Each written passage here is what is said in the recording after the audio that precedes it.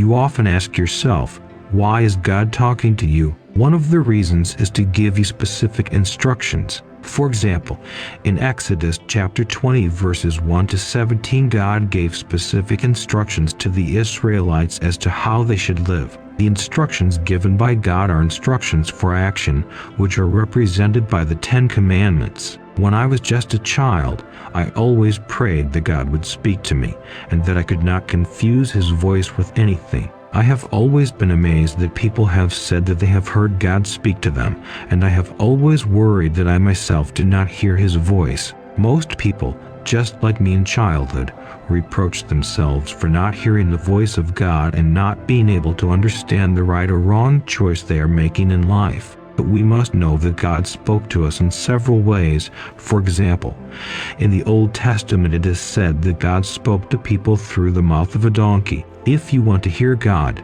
then you should not limit Him, and remember that He can speak to you in the most unusual way. Many Christians today have become so lazy that they don't want to hear the voice of God themselves.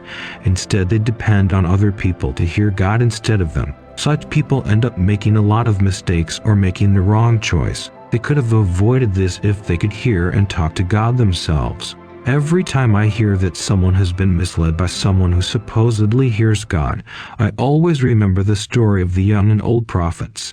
The young prophet himself could hear God clearly, but his problem was that he thought there was someone who could overrule God's instructions. Don't make the same mistake. No matter what status a person has and what power he has in society, God's instructions remain unchanged and must be followed to the very end.